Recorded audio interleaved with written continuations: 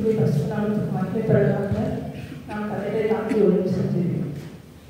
பரிசுத்தமுள்ள பிதாவே, நன்றியோடு துதிக்கிற ஆண்டவரே, ஸ்தோத்திரிக்கிற கர்த்தாவே, கிருபையுள்ள தேவனே, ஸ்தோத்திரிக்கிற ராஜா, மகிமையுள்ளவரே, உங்களுக்கு நன்றி செலுத்துகிற ஆண்டவரே, இந்த நாளின் ஆண்டவரே, மாத சங்கத்தின் ஆண்டவரே, கூடுதல் கர்த்தாவே, என் ஆசீர்வதித்து கொடுப்போம் விடுதலைக்காய் நன்றி செலுத்துகிற கர்த்தனே, ஆண்டவரே, ஸ்தோத்திர கர்த்தாவே, அதிகாரிகளுடைய கருத்தில் ஒட்டி கொடுக்கிறேன்.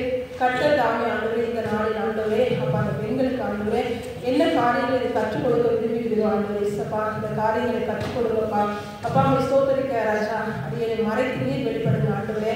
அப்பா ஸ்தோத்திர ராஜா, உங்களுடைய வார்த்தைகள் ஆண்டவரே இந்த இடத்துல துணிக்கப்பட கிருபை செய்யுங்க ஆண்டவரே. ஸ்தோத்திரிக்க ராஜா, உங்களை தாழ்த்துகிறோம் ஆண்டவரே, முற்றிலுமாய் வெறுமையாய் தாழ்த்தி ஒப்புக் கொடுக்கிறோம். நீரே ஆசீர்வதியும் பலப்படுத்தும் பெரிய காரியங்களை செய்யும்.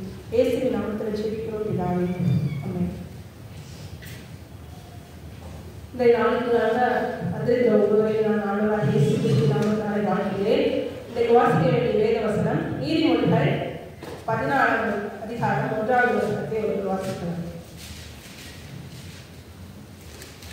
புத்தியுள்ள ஸ்திரீ தன் வீட்டை கட்டுகிறாள், புத்தி இல்லாத ஸ்திரீயோ தன் கைகளினால் அதை இடித்து போடுகிறாள். கர்த்ததாமே இந்த வசனத்தை கொண்டு ஒருவரோடு பேசுவாராக. நீதிமொழிகள் 14 அதிகாரம் 1வது வசனத்தில் சொல்லியிருக்கிறது, புத்தியுள்ள ஸ்திரீ தன் வீட்டை கட்டுகிறாள், புத்தி இல்லாத ஸ்திரீயோ தன் கைகளினால் அதை என்ன செய்கிறாள், இடித்து போடுகிறாள் என்று பார்க்கிறோம். புத்தியுள்ள ஸ்திரீ வீட்டை என்ன செய்யறாளாம், கட்டுகிறாளாம். புத்தி இல்லாதவர்கள் என்ன செய்யறாங்க, அந்த வீட்டை இடித்து போடுகிறாள் என்று பார்க்கிறோம். புத்தி அப்படிங்கிறது என்னன்னு சொல்லி பார்த்தோம்னு சொன்னா, ஆண்டவராகிய இயேசு கிறிஸ்து என்ன சொல்கிறார்னா, புத்தியை எதை குறித்து அடிப்படையாக கொண்டு வருகிறார், ஒரு குடும்பத்தை கட்டுகிறதை குறித்து தான் என்ன செய்கிறார், புத்தி என்று சொல்லப்படுகிறார். வேதத்துல நம்ம பார்த்தோம் சொன்னா, நீதிமொழிகள் அநேக இடங்கள் என்ன செய்யுது, புத்தி, அறிவு, ஞானம் இப்படிப்பட்ட காரியங்கள் என்ன செய்யுது, நீதிமொழிகள்ல சாலமோன் அவர்கள் என்ன செஞ்சிருக்காங்க, எழுதியிருக்கிறாங்க. அதுல பார்த்தோம்னா நம்ம வாசி பார்த்தா 2 வரிகள்ல தான் இருக்கும், ஆனா அது நிறைய காரியங்கள் என்ன செய்யும், அடங்கி இருக்கும். ஞானம், புத்தியை குறித்து நிறைய காரியங்கள் கொடுக்கிறது. ஆண்டவராகிய இயேசு கிறிஸ்து என்ன செஞ்சிருக்காரு, அவருடைய தேவன் என்ன சொல்கிறாருன்னா, வேதத்துல பார்க்கிறோம், புத்தியை எதை அடிப்படையில் வச்சு சில மிருகங்கள், பறவைகள், மனுஷர்கள் இவங்கெல்லாம் புத்தியுள்ளவர்கள் எதை குறித்து சொல்கிறான்னு சொல்லி பார்த்தீங்கன்னா, குடும்பத்தை கட்டுகிறதையும் குடும்பத்தை பாதுகாக்கிறதை வச்சுதான் அவங்க என்ன செய்கிறாரு, ஆண்டவர் என்ன செய்கிறாரு, புத்தியுள்ளவர்கள் புத்தி இல்லாதவர்கள் என்று சொல்லியிருக்கார். வேதத்துல நம்ம இன்னும் எடுத்துக்காட்டுக்கு பார்த்தோம் சொன்னா, சில பறவைகளை குறித்து நம்ம பார்த்தோம் சொன்னா, புத்தியுள்ள பறவைகள் என்று வேதத்துல சொல்லப்பட்டிருக்கிறது. குயிலை பற்றி எல்லாருக்குமே தெரியும். அந்த குயில் என்ன செய்யும், அழகா எல்லாருக்குமே என்ன செய்யும், குயிலுடைய குரல் என்று சொல்லுவாங்க. ஆனா அந்த குயில் என்ன செய்யாதான், தன் முட்டைகளுக்கு பாதுகாப்பா வைக்கிறதுக்காக கூடு கட்ட தெரியாதான். அது என்ன செய்யாது, புத்தியுள்ள பறவை கிடையாது. அது என்ன செய்யுமா, தன் முட்டைகளை காக்கா என்ன செய்யும், காக்கா எங்க கூடு கட்டி வச்சிருக்குதோ அதனுடைய கூட்டில போய் என்ன செய்யும், தன் முட்டைகளை இட்டு வைத்து விட்டு வந்துவிடும். ஏன் என்று சொன்னா, காகத்தினுடைய குஞ்சும் குயிலுடைய குஞ்சும் என்ன செய்யுமா, 2 ஒன்று போல இருக்கும். அதுக்கு என்ன செய்ய, காக்காவுக்கு என்ன செய்யாது, அது குஞ்சினுடைய வேறுபாடுகள் தெரியாது. அது கொஞ்சம் ஒரு குறிப்பிட்ட நாள் வளரும் பொழுது தான் என்ன செய்யுமா, அந்த குஞ்சு 2க்குமே என்ன செய்யும், வேறுபாடு தெரியும் பொழுது இது தன்னுடைய குஞ்சு அல்லன்னு சொல்லி என்ன செய்யுமா, அது கொத்தி விரட்டி விடும். அப்படி விரட்டப்படும் பொழுது அது என்ன செய்யும், அதுக்குள்ளே அது என்ன செஞ்சிருந்த குயிலுடைய குஞ்சுகள் வளர்ந்து பெரிதாகி விடும் என்று பார்க்கிறோம். அப்ப வேதத்துல பார்க்க உருவத்துல பெரியதா இருக்கும், ஆனா அதனுடைய புத்தி என்ன செய்யுமா, சிறியதா இருக்குன்னு சொல்லி பார்க்கிறோம். நெருப்பு கோழி பற்றி சொல்லப்பட்டிருக்கிற வேதத்துல, தீக்கோழி என்ன செய்யுமா, உருவத்துல பெரியதா இருக்கும். அது என்ன செய்யுமா, தன்னுடைய முட்டைகளை என்ன செய்யுமா, மணலில் என்ன செய்யும் போட்டு அதை மூடி வச்சு விட்டு கொஞ்சம் தூரத்துல இருந்து அதை பாதுகாத்து கொண்டிருக்குமா. இப்படிப்பட்ட ஒரு பறவையை குறித்து என்ன செய்யும், இதை ஞானமுள்ள பறவை என்று சொல்ல முடியாது. அது முட்டை என்ன செய்யும், மண்ணில் மூடி வைக்கும் பொழுது ஒரு மிருகம், அதாவது கனமான ஒரு பருமனான ஒரு மிருகம் அந்த முட்டையின் மீது மிதிக்கப்படும் போது அது என்ன செய்யும், நெருக்கப்பட்டு அந்த முட்டைகள் உடைக்கப்படும் என்று பார்க்கிறோம். அப்ப இதெல்லாம் என்ன செய்ய, ஞானத்துல கொண்டு சேர்க்க முடியாது. உருவத்துல சிறிதா இருக்கிற எறும்பை குறித்து ஆண்டவர் வேதத்துல சொல்லியிருக்காரு. அதோட புத்தியை நீங்க போய் என்ன செய்யணும், கூர்ந்து பாருங்கள், அது எப்படி என்ன செய்யுது, சிறிதா இருக்கு. எல்லாத்தையும் காட்டிலும் சிறியதாக இருந்தாலும் அதனுடைய புத்தியை என்ன செய்யலாம், மனுஷருக்கு அதை ஒரு பாடமாக என்ன செஞ்சிருக்காரு ஆண்டவர் காட்டிருக்காரு. புத்திங்கிறது என்ன செய்யுது, ஒரு முக்கியமானதாக ஒன்றாக காணப்படுகிறது என்று பார்க்கிறோம். புத்தி இருந்தாலும் அது என்ன செய்ய முடியும், கூட்டை கட்ட முடியும், அதை பாதுகாக்க முடியும். கழுகை பற்றி நமக்கு எல்லாருக்குமே தெரியும். கழுகு என்ன செய்யும், ஒரு பலமான ஒரு பறவை தான், அது ஸ்ட்ராங்கான ஒரு பறவை தானே. அது கூட்டை என்ன செஞ்சிருக்கான், கண்வளையின் மீது என்ன செஞ்சிருக்கா, அது கூட்டை கட்டியிருக்கிறது என்று பார்க்கணும். அதனுடைய கூடுகளை என்ன செய்ய, யாரும் சேதப்படுத்தாதபடிக்கு அதை என்ன செய்யுமா, கண்வளையில தன்னுடைய கூட்டை கட்டி அந்த குஞ்சுகளை பாதுகாப்பா. அந்த இடத்துக்கு போகிறதுக்கு எல்லாரும் என்ன செய்வாங்க, யோசிப்பாங்க. அந்த அளவுக்கு அதுதான், அதனாலதான் வேதத்தில் சொல்லிட்டு கண்மலையின் மீது தன் வீட்டை கட்டினவர் புத்தியுள்ள மனுஷன் என்று சொல்லப்பட்டிருக்கப்ப அந்த கழுகு என்ன செய்யுது? தன்னுடைய குஞ்சுகளை கண்மலை மீது கட்டப்ப நம்முடைய குடும்பத்தை குறித்து நம்ம ஒவ்வொரு நாளும் என்ன செய்யணும்? ஸ்திரீகளாக இருக்கிற நம்ம என்ன செய்யணும்? நம்முடைய குடும்பத்தை கட்டுக்கிறதுல ஒரு கவனம் நமக்கு வேணும். நம்முடைய குடும்பம் எப்படி சிதைக்கப்படுகிறது, எந்த சூழ்நிலையில் சிதைக்கப்படுகிறது? ஆண்கள் இருக்கிறாங்க, பெண்கள். ஒரு குடும்பத்தில் ஆண் இருப்பாங்க, பெண் இருப்பாங்க, பிள்ளைகள் இருப்பாங்க. ஆண்கள் என்ன செய்வாங்க? வருமானம் ஈட்டி கொண்டு வந்து தன்னுடைய குடும்பத்துக்கு தேவைகளை கொண்டு வருவாங்க. ஆனால் பெண்கள் என்ன செய்யறாங்க? ஒரு குடும்பத்தின் பேக் போனாக இருக்கிறாங்க. அவங்க என்ன செய்யணும்? அந்த குடும்பத்தை தாங்கவும் அந்த குடும்பத்தினுடைய பல கஷ்டங்களை தாங்குவதற்குரிய மனப்பக்குவத்தை ஆண்டவர் யாருக்கு கொடுத்துருக்கிறாருன்னா பெண்களுக்கு தான் கொடுத்துருக்கிறாரு. அந்த மன வலிமை எவ்வளோ கஷ்டங்கள் வந்தாலும் தாங்கிக் கொள்வாங்க. ஆண்கள் என்ன செய்வாங்க? ஆண்களை நான் குறை சொல்றேன்னு நினைச்சுக்கிறாங்க. ஆனால் பெண்களிடத்துல தான் இருக்கு அப்படிங்கிறது இந்த வசனத்தின் மூலமா ஆண்டவர் புத்தியுள்ள ஸ்திரீ தன் குடும்பத்தை கட்டுகிறார். தன் குடும்பத்தை கட்டக்கூடிய திறன் யாருக்கு இருக்கு அப்படின்னு சொல்லி ஆண்டவர் சொல்றாருன்னா பெண்கள்கிட்ட தான் இருக்கு அப்படிங்கிறது ஆண்டவர் வசனத்தின் மூலமா சொல்றாங்க. ஒரு பெண் சரியாக இருந்தாங்கன்னா அந்த குடும்பம் என்ன செய்யும்? சரியா இருக்கும். அந்த பெண் சரியில்லாதபடி இருந்தாங்கன்னா அந்த குடும்பம் முழுவதும் என்ன செய்யும்? ஒன்றும் சரியில்லாதபடிக்கு தான் இருக்கும். அப்போ ஒரு குடும்பம் நல்லா இருக்கணும்னா அதுக்கு என்ன செய்யணும்? ஒரு ஸ்திரீயானவர்கள் என்ன செய்யும்? புத்தி இல்லாமலா இருக்கும். அந்த புத்தியினால ஒவ்வொரு காரியங்களும் செய்யப்படும் பொழுது அந்த குடும்பம் என்ன செய்யும்? கட்டப்படும் அப்படிங்கிறதா இந்த நீதிமொழிகள் 14. கணவர் குடிகாரராக இருக்கலாம், கணவர் பொறுப்பில்லாதவராக இருக்கலாம், கணவர் பிள்ளைகள் குறித்து கவனம் இல்லாதவராக இருக்காங்க. ஒரு தாய் என்ன செய்வாங்க? பிள்ளைகளையும் கணவரையும் அவங்களையும் என்ன செய்ய நாங்கள் குடும்பத்தில் பார்க்கும் பொழுது எல்லாரையும் குறித்து கவனிக்கிறது பெண்கள் மாத்திரம்தான். ஆண்கள் சாப்பிடுவாங்க, கிளம்பிடுவாங்க. நீ சாப்பிட்டு கூட சில நேரம் என்ன செய்ய மாட்டாங்க? மனைவி குறித்து கேட்க மாட்டாங்க. ஆனால் மனைவி அளவில் என்ன செய்வாங்க? பிள்ளைகளை பராமரிப்பாங்க, கணவனை பராமரிப்பாங்க, தன்னை என்ன செய்வாங்க? கடைசியாக பராமரிப்பாங்க. இது நேச்சுரலாக தேவன் நமக்கு வைத்திருக்கிற ஒரு குணாதிசயம். இந்த குணாதிசயத்தை ஆண்டவர் சொல்றப்ப பெண்கள் என்ன செய்யணும்னா அந்த குடும்பத்தை கட்டுறதுல புத்தியோடு இருக்கணும். புத்தியோடு இருந்தால் தான் அந்த குடும்பம் என்ன செய்யும்? கட்டப்படும். புத்தி இல்லைன்னா அந்த குடும்பம் என்ன செய்யணும்? இடிக்கப்பட்டு போகும். அது என்ன செய்யும்? ஒன்றுக்குமே உதவாத ஒரு குடும்பமாக நிற்கும் சொல்லி பார்க்குறோம். நீதிமொழிகள் 31:26 வசனத்தை பாருங்க. தன் வாயை ஞானம் விளங்க திறக்கிறாள், தைரியமுள்ள போதகம் அவள் நாவின் மேல் இருக்கிறது. இந்த புத்தியுள்ள ஸ்திரீ என்ன செய்கிறானா? தன் வாயை ஞானம் விளங்க திறக்கிறாள். அவள் புத்தியா இருக்கிற அந்த ஸ்திரீ என்ன செய்வாங்க? தன் வாயை திறக்கும் போதெல்லாம் என்ன செய்வாங்க? அவள் வாயிலிருந்து ஞானம்ங்கிறது ஒன்று வெளிப்படுமா? அவள் என்ன செய்ய? தயவுள்ள போதகம், அதாவது ஒரு போதகம் மற்றவங்களுக்கு அறிவுரை சொல்லும் பொழுது தயவுள்ள போதகம் அவள் வாய் என்ன செய்வாங்க? அவள் நாவிலே இருக்கிறது என்று பார்க்கிறோம். அப்போ புத்தி இல்லாமல் அதை மதியினம் உள்ள ஒரு ஸ்திரியை போல இராதபடிக்கு நம்ம என்ன செய்யணும்? ஒரு வாழ்க்கையில் ஒரு புத்தியுள்ள ஸ்திரியா இருக்கணும். கடந்த நாட்கள் அவங்க நம்ம தலைவியமா சொன்னாங்க, நம்ம குடும்பத்தை என்ன செய்யலாம்? ஒரு தேன் குடுக்கு ஒப்பிட்டு சொன்னாங்க. அந்த வார்த்தை எனக்கு ரொம்ப மிகவும் பிடிச்சது. அந்த குடும்பங்கிறது என்ன செய்யுதுன்னா ஒரு தேன் குடு போல இருக்குது. அது ஆண் தேனி, பெண் தேனி எல்லாம் சேர்ந்து, வேலைக்கார தேனிகள் எல்லாம் சேர்ந்து என்ன செய்வோம்? ஒரு தேன் கூடு அழகாக இருக்கும். அந்த தேன் கூடு அழகா இருக்கும். அது பாதுகாப்பான ஒரு இடத்துல இருந்தாலும் பாதுகாப்பாக இருக்கும். இல்லாட்டா என்ன செஞ்சுருவாங்க? அந்த தேன் போல போட்டு என்ன செய்வாங்க? ஒரு கல்லால் என்ன செய்வாங்க? விரட்டி நெருப்பு போட்டு என்ன செய்வாங்க? அந்த கூட்டை நாசமாக்கி விடுவாங்க. அப்போ அந்த தேன் குழவையுமே ஒரு ஞானம் என்ன செய்யணும்? மனுஷங்க ஒரு ஆள் ஒரு இடத்துல கட்டப்பட்டிருந்தாலும் அதுவும் என்ன செய்யும்? அழகாக பாதுகாப்பாக இருக்கும். இல்லைன்னா அதுவும் என்ன செய்யும்? சிதைக்கப்பட்டு போயின்னு பார்க்குறப்ப நம்முடைய குடும்பங்களில் ஒரு அழகான ஒரு தேன் கூடு போல இருக்குது. அந்த தேன் கூடு போல இருக்கிற அந்த குடும்பத்தை நம்ம என்ன செய்யணும்? பாதுகாக்க வேண்டியது நம்முடைய கடமை. பிசாசான என்ன செய்வாங்க? பல வழிகளில் நம்முடைய குடும்பங்களை சேதப்படுத்தும் வரைக்கும் என்ன செய்வாங்க? கடந்து வருவானா? பெண்களாக இருக்கிற நாம் என்ன செய்யணும்? ஆண்டவருடைய ஒத்தாசையின்படி என்ன செய்யணும்? நம்முடைய ஜெபத்தினாலும் நம்முடைய வேண்டுதலினாலும் நம்முடைய குடும்பங்களை என்ன செய்யணும்? நம்ம பாதுகாக்க வேண்டும் சொல்லி பார்க்குறோம். இன்னைக்கு நம்ம பார்க்கும்போது ஒரு 2 குடும்பங்களை என்ன செய்யணும்? நான் உங்கள் முன்பாக வைக்க விரும்புகிறேன். அந்த 2 குடும்பங்களை நம்ம என்ன செய்யணும்? தியானித்து பார்க்கும் பொழுது அவங்க எப்படி புத்தியுள்ளவர்களாக இருந்தாங்க, இன்னொரு குடும்பம் புத்தி இல்லாத குடும்பமாக எப்படி இருந்துச்சுன்னு சொல்லி பார்த்தோம்னு சொன்னால் 1 சாமுவேல் 25வது அதிகாரத்தில் வாசிக்கலாம். 1 சாமுவேல் 25வது அதிகாரத்தில் 2வது வசனம் முதல் 44வது வசனம் வரைக்கும் ஒரு குடும்பத்தை பற்றி என்ன செய்யுது? சொல்லப்பட்டிருக்குது. அந்த குடும்பத்தில் பார்த்தீங்கன்னு சொன்னால் யார் யார் இருக்கிறாங்க? என்ன செய்யலாம்? நாபால் அப்படிங்கிற ஒருத்தரும் அபிகாயில் அப்படிங்கிற ஒரு மனைவி. அவங்களுக்கு பிள்ளைகளை குறித்து சொல்லப்படலை. அவங்க என்ன செய்ய 2 பேரும் இருக்கிறாங்க. அந்த 2 பேருடைய குடும்பத்தை குறித்து அந்த அதிகாரம் முழுவதும் வாசித்து பார்க்கும்போது சொல்லப்பட்டிருக்குது. இதில் நாபால் அப்படிங்கிறவங்க என்ன செய்கிறாங்க? நல்ல ஒரு வசதியான ஒரு மனுஷனாக இருந்தார். அவரை குறித்து வேதத்தில் சொல்லப்பட்டிருக்கிறது. நாபால் என்ன செய்கிறாரோ மகாபாரி குடித்தனக்காரனாக இருக்கிறார். அவருக்கு நல்ல ஒரு வசதியான ஒரு மனுஷனாக இருக்கிறார். அவருக்கு என்ன செய்கிறார்? 3000 ஆடுகளும் 1000 வெள்ளாடுகள், மொத்தம் 4000 ஆடுகள் அவருக்கு என்ன செய்யுது? இருக்கிறது. அவர் நல்ல ஒரு வசதியான ஒரு மனுஷன் அந்த தேசத்தில் இருக்கிறாரு. அவரோட மனைவி என்ன செய்கிறார்? அவரோட மனைவி குறித்து பார்த்தீங்கன்னா 25:3 பார்த்தீங்கன்னா மகா புத்திசாலியும் மகா ரூபவருமா என்ன செய்கிறார்?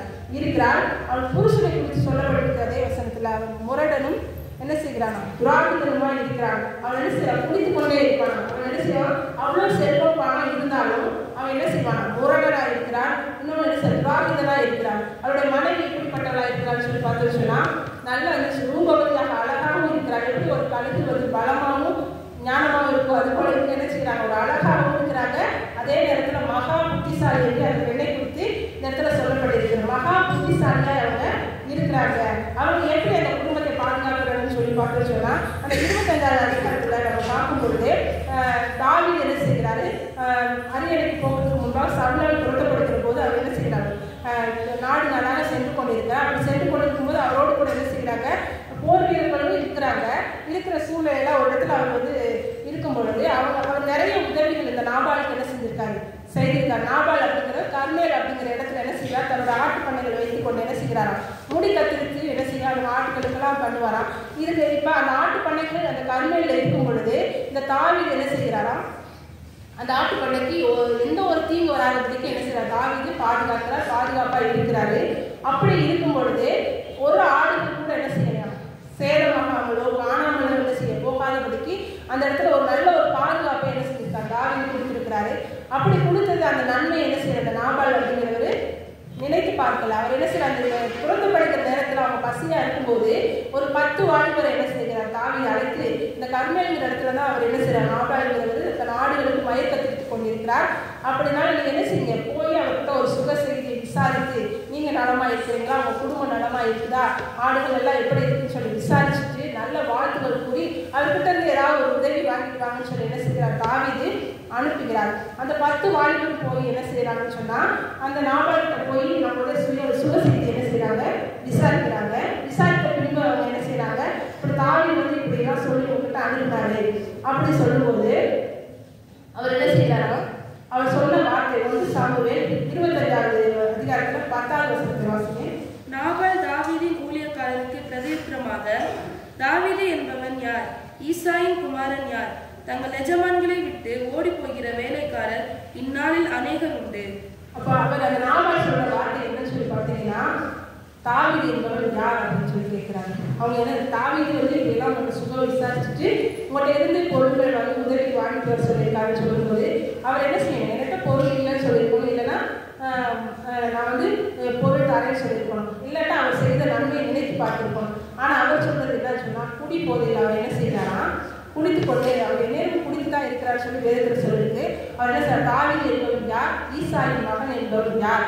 இன்னொன்று பார்த்தா அவருடைய என்ன செய்யறாரு தன்னுடைய எஜமான்களை விட்டு ஓடி போகிற வேலைக்காரர்கள் அவர் ஒருத்தராக இருக்கிறார். அவர் வந்து சவுலால் துரத்தப்படுகிறதே அவர் என்ன செய்யறார் இடத்துல சொல்லி இப்படிப்பட்ட வார்த்தைகளை கடினமாக பேசி என்ன செய்யறாரு அவரு அந்த வாலிபர்களுக்கு ஒன்றுமே கொடுக்காம என்ன செய்கிறார் அனுப்பி விட்டுறாங்க. அப்படி அனுப்பி விடும் பொழுது அவங்க போய் அவங்க தாவீதுகிட்ட போய் சொல்லும்போது தாவீதுக்கு என்ன செய்ய மிகுந்த கோபம் வருகிறதுனா அவருடைய மந்தையை எப்படியெல்லாம் பராமரித்து எப்படியெல்லாம் பாதுகாத்து அந்த நன்றி கூட அவர்கிட்ட என்ன செய்யறது இல்லையே சொல்லி அவர் என்ன செய்யறாரா அவரோடு கூட நான் என்ன செய்யறேன் 400 பேரை கூட்டிக் கொண்டு என்ன செய்யறேன் கிளம்புங்க போய் அந்த நாபாலுக்கு ஒரு நாய் கூட என்ன செய்ய அவர் வீட்டில் வந்து இருக்கக்கூடாது இன்றைக்கு என்ன செஞ்சிடணும் இடையிலே போய் அந்த குடும்பத்தை என்ன செஞ்சிடணும் அழித்து விடணும்னு சொல்லி அவங்க கிளம்பும் பொழுது அப்போ அவர் கிளம்புற அந்த செய்தி என்ன செய்கிறது அந்த நாபாலுடைய வேலைக்காரன் மூலமா என்ன செய்கிறது அபிகாயிலுக்கு கொண்டு போய் என்ன செய்கிறது அந்த செய்தி அனுப்பப்படுகிறது. அவங்க அவர்கிட்ட போய் அதை சொல்றாரு உன்னுடைய வீட்டுக்காரர் இப்படியெல்லாம் என்ன செஞ்சுட்டாரு சொல்லிட்டாரு. ஆனா உன்னுடைய கணவர் அங்க வந்து கர்மேலில வந்து ஆட்டு மந்தையை வச்சிருக்கும் போது தாவீது என்ன செஞ்சாரு இப்படிப்பட்ட உதவிகள்லாம் செய்திருந்தாருன்னு சொன்ன உடனே அந்த அபிகாயில் என்ன செஞ்சுறாங்க கணவன்கிட்ட போய் ஆலோசனை கேட்கலாங்க. அவங்க என்ன செய்யறாங்க துரிதமாய் சடனா என்ன செய்யறாங்க ஒரு முடிவெடுக்கிறாங்க. அவங்க என்ன செய்யறாங்க அப்பொழுது அபிகாயில் தீவிரமாய் 200 அப்பங்களையும் 2 துருத்தி திராட்சை ரசத்தையும் சமையல் பண்ணப்பட்ட 5 ஆடுகளையும் 5 படி வறுத்த பயிற்சையும் வச்சலாக்கப்பட்ட 100 திராட்சை குலைகளையும் வச்சலான 200 அத்திப்பழ அடைகளையும் எடுத்து கழுதையின் மேல் ஏற்றி அப்படி அவங்க என்ன செய்யறாங்க உடனே என்ன செய்யறாங்க அவ்வளவு பொருட்களை எடுத்துட்டு தன் கணவன்கிட்ட கூட சொல்லாம என்ன செய்யறாங்க ஒரு கழுதையின் மேல ஏறி தாவீதுக்கு போய் என்ன செய்யறாங்க தாவீதுக்கு நேரம் அவங்க வந்து அவங்க குடும்பத்தை அடிக்கும்படிக்கு கடந்து வரும்போது அவங்களுக்கு முன்பாக சென்று தைரியமாக என்ன செய்யறாங்க போறாங்க. போய் என்ன செய்யறாங்க அவங்க தாவீதுக்கு முன்பாக முழங்கால் படிக்கிட்டு இறங்கி கழுதை விட்டு இறங்கி என்ன செய்யறாங்க முழங்கால் படிக்கிட்டு என்ன செய்யறாங்க ஆண்டவரே எனக்கு எங்களுடைய கணவர் பேசுனதை நீங்க பெருசா எண்ணாதீங்க. அவங்க என்ன செய்யற ஒரு ஞானமா ஒரு ராஜாவிடத்துல என்ன செய்யறாங்க இன்னும் ராஜாவாகிற போறது அறிந்து அவளை ஒரு தீர்க்கதரிசி மாதிரி அந்த இடத்துல அவங்க என்ன செய்கிறாங்க, பேசுகிறாங்க. நீங்கள் வந்து என் கணவன் வந்து ஒரு முரட்டாட்டம் உள்ளவன் தான், என் கணவன் அவன் பெயருக்கு ஏற்றது போலவே என்ன செய்கிறான், அவள் செயல்படுகிறான். அவள் பேசுகிறத நீங்கள் பெரிதாக என்னாதீங்க. அடியாள் என்ன செய்யலை, நீங்கள் அந்த 10 பேரை அனுப்பும் பொழுது அடியாள் நான் என்ன செய்யறேன் அந்த இடத்துல இல்லை, அதனால இருந்திருந்தா நான் இதெல்லாம் அனுப்பியிருப்பேன் அப்படின்னு சொல்லி அவங்க என்ன செய்கிறாங்க, தயவாக பேசுகிறாங்க.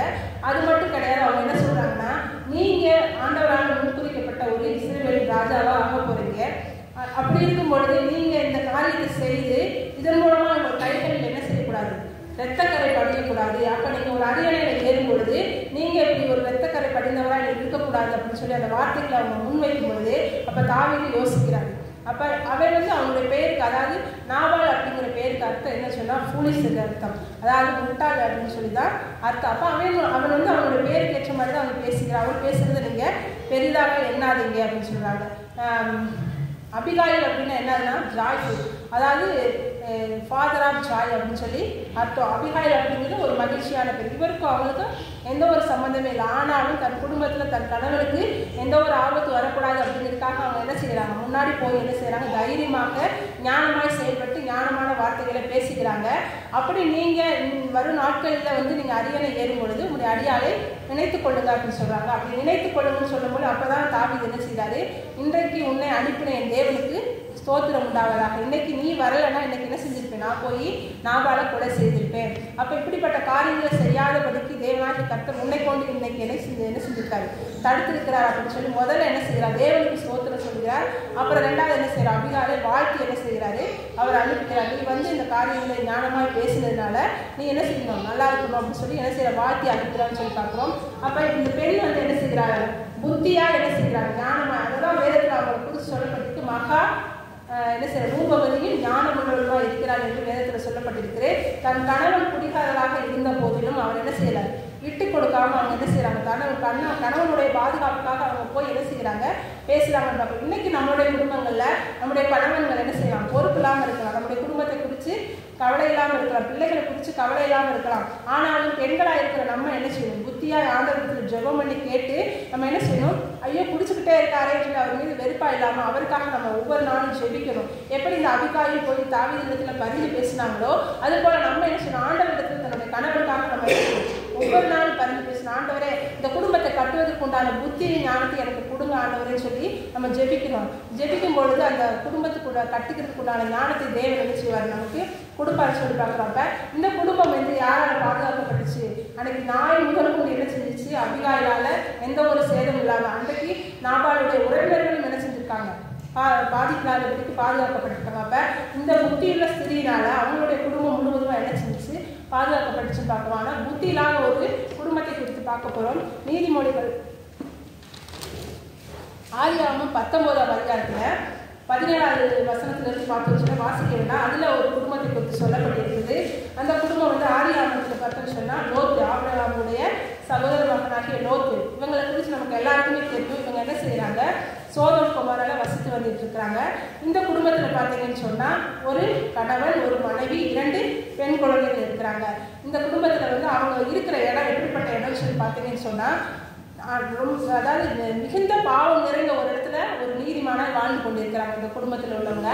அதாவது அந்த தேசத்தில் உள்ள பாவம் என்ன செஞ்சிச்சாங்க, ஆண்டுடைய சமூகத்து வரைக்கும் எட்டுச்சா. அப்போ எவ்வளோ பாவமான ஒரு சூழ்நிலை நிறைந்த இடத்துல வந்து அவங்க வாழ்ந்து கொண்டிருக்கிறாங்கன்னு சொல்லி பார்த்தோம்னா அந்த சூழ்நிலை இவங்க என்ன செய்யலை, பாவம் செய்யலை. இந்த குடும்பம் என்ன செய்யுது, கர்த்தருக்கு ஒரு முன்பாக ஒரு நீதிமானான ஒரு குடும்பமாக இருக்கிறாங்க. லோத்துவை குறித்து பார்த்தோன்னா அவர் ஒரு நீதிமான் சொல்லி சொல்லப்பட்டிருக்கிறப்ப அப்படிப்பட்ட அவர் என்ன செய்கிறான்னு சொல்லி பார்த்தோன்னு சொன்னால் அந்த குடும்பத்தில் வந்து அந்த தேசத்துக்கு ஒரு அழிவு வரப்போகுது. அப்போ ஆபிரகாம் ஜெபம் பண்ணி அந்த தூதர்கள் என்ன செய்கிறாங்க, அழிக்கும்படிக்கு லோத்துனுடைய குடும்பத்துக்கு நேராக கடந்து சென்றிருக்கிறாங்க.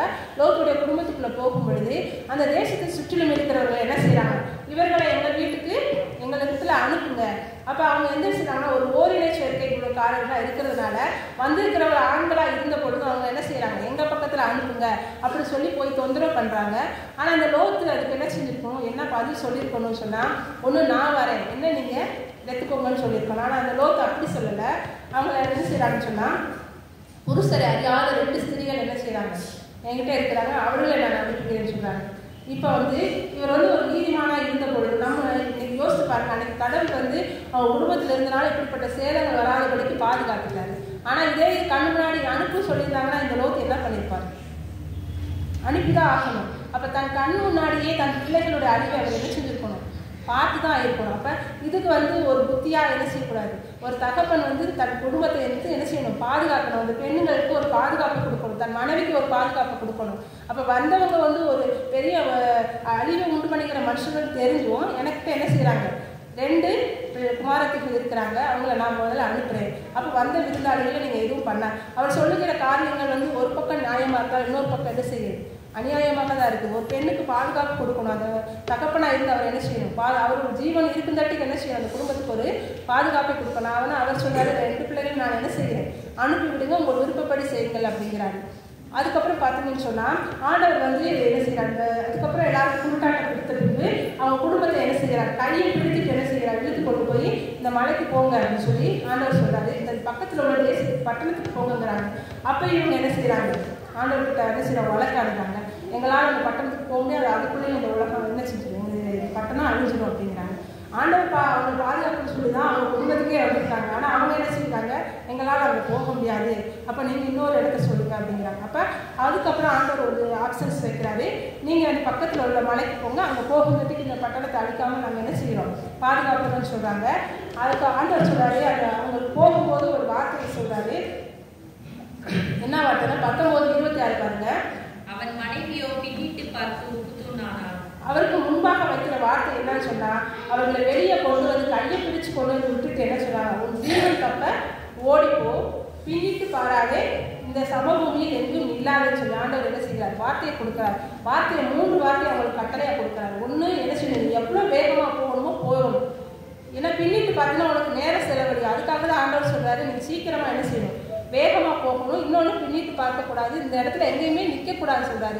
இதை அந்த முழு குடும்பம் என்ன செய்யணும்? ஆண்டோடைய வார்த்தையை கேட்டு கவனமாக ஓடி இருக்கணும். அவங்க ஓடாமல் என்ன செய்கிறாங்க? லோத்துடைய மனைவி என்ன செய்கிறாங்க? பின்னிட்டு பார்க்குறாங்க, அவங்க உப்புத்துட்டாங்க. அவங்களுக்கு தெரிஞ்சுக்கணும், கடவுள் நம்முடைய குடும்பத்தை பாதுகா. ஆண்டவராகிய இயேசு கிறிஸ்து, ஆண்டவராகிய கடவுள் என்ன செய்கிறார்? குடும்பத்தை பாதுகாக்கிறதுல துரிதமாக இருக்கிறார். அவங்கள கையை பிடிச்சி வெளியே இழுத்து பாதுகாப்பாக கொண்டு போய் அந்த தேசத்துக்கு போங்க, இவ்வளோ தூரம் ஆண்டவர் பாதுகாக்கிறார் குடும்பத்தை. ஆனால் இவங்களுக்குள்ள என்ன செய்யறாங்க? குடும்பத்துக்கு நம்ம இருக்கணும், நம்ம குடும்பத்தில் நம்ம இருந்தால் தான் நம்ம குழந்தைகளுக்கு பாதுகாப்பு, நம்ம இருந்தால் தான் நம்ம கணவருக்கு பாதுகாப்புன்னு என்ன செஞ்சுருக்கணும்? அந்த லோத்துடைய மனைவி சிந்திச்சிருக்கணும். அவங்க சிந்திக்காமல் என்ன செய்கிறாங்க? பின்னிட்டு பார்க்குறாங்க, உப்புத்துண் ஆயிட்டாங்க. அந்த மனைவி இல்லை. மனைவி இல்லாத குடும்பம் எப்படிப்பட்ட குடும்பமாக இருக்கும்? வழி நடத்துறதுக்கு யாரும் இருக்க மாட்டாங்க. அப்போ இந்த லோத்துவும் ஒரு என்ன செய்யுங்க? நீதிமானாக இருக்க அவருடைய வார்த்தைக்கும் ஒரு தெளிவும் இல்லை, ஒரு புத்திசாலித்தனமும் இல்லை. அதே நேரத்தில் லோத்தினுடைய மனைவியாக இருக்கிறவங்களும் என்ன செய்கிறாங்க? புத்தி இல்லாதவங்களாக இருந்ததுனால அவங்க என்ன செஞ்சுட்டாங்க? உப்புத்துணாய் ஆகிட்டாங்க. அவங்க அப்படி செஞ்சதுனால அவங்க லோத்தினுடைய 2 பிள்ளைகளும் காப்பாற்றப்பட்டாங்க. ஆனால் இவங்க அந்த தகப்பனுடைய வாயிலிருந்து என்ன காரியங்கள் வருதோ அதுதான் அவங்களுடைய பிள்ளைகளுடைய வாழ்க்கையிலையும் பின்பாக என்ன செய்யுது? நடக்குது. அந்த பிள்ளைகள் கடைசியில் பார்த்தீங்கன்னா என்ன செய்யறாங்க? தன் தகப்பனுடைய தவறுகள் செய்து என்ன செய்கிறாங்க? இருவரும் கர்ப்பவதியாகி 2 குமாரர்களை பெறாங்கன்னு சொல்லி பார்க்குறோம். அப்போ இப்படிப்பட்ட காரியங்களில் அவங்களுக்கு உண்டான பிள்ளைகள் யாருன்னு சொல்லி பார்த்தோன்னா அம்மோன் புத்திரரும் மோவாபிய சந்ததி. 2 மூத்தவங்களுக்கு ஒரு சந்ததி, இந்த 2 சந்ததி இந்நாள் வரைக்கும் என்ன செய்கிறாங்க? கர்த்தருடைய ஜனங்களுக்கு விரோதமாக எழுதுகிற ஒரு சந்ததியாகவே என்ன செய்கிறாங்க? இப்போ வரைக்கும் இருக்கிறாங்க. அப்போ அன்றைக்கு அந்த லோத்துவின் மனைவியும் கடவுள் காப்பாற்றி முயற்சிக்கும் போது ஒரு ஞானமாக இருந்திருந்தாங்கன்னா நிச்சயமாக இவங்க குடும்பம் என்ன செஞ்சிருக்காது? இப்படிப்பட்ட ஒரு தீங்கான காரியங்களுக்கு போயிருக்காது. அதெல்லாம் சொல்லி தன் கையினாலே புத்தி இல்லாதவங்க அதை இடித்து போடுறாங்க அப்படின்னு சொல்லி அந்த 2வது பாகம் இந்த குடும்பங்களுக்கு என்ன செய்யணும்? ரீதியாக இருக்கும். இன்னும் நிறைய பார்த்தோம்னு சொன்னால் வேதத்தில் நமக்கு முன்பாக கடவுள் வைத்திருக்கிறார்.